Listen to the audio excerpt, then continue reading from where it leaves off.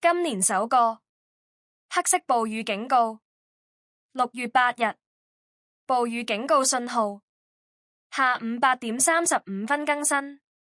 香港天文台在下午8時35分發出之有關黑色暴雨警告信號的特別報告。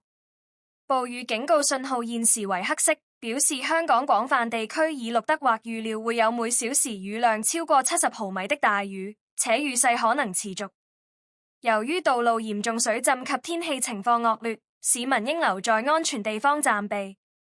家長、學生、學校當局及校車司機均應留意電台及電視台有關學校的公佈。在黑色暴雨警告仍然生效及交通情況未改善之前，不應外出。受大雨影響，會有山洪暴發，並且河道已經氾濫或可能會氾濫，市民應遠離河道。河道附近的居民應密切留意天氣情況，如住所可能出現水浸，應考慮撤離。請留意電台或電視台廣播有關交通情況及其他有關暴雨消息之報告。天氣預測折疊天氣概況。廣東的一道低壓槽持續為該區帶來大驟雨及狂風雷暴，預料該低壓槽會在今晚至明早靠近沿岸地區。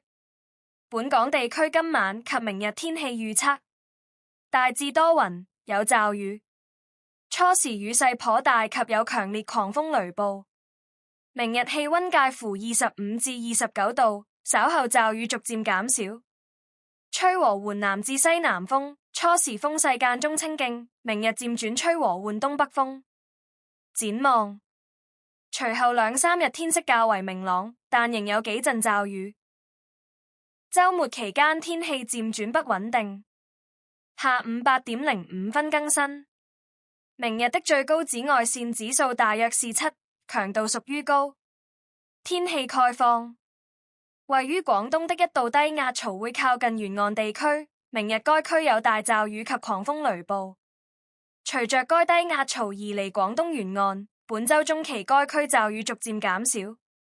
而受一股偏東氣流影響，本週中後期廣東沿岸天色較為明朗，但仍有幾陣驟雨。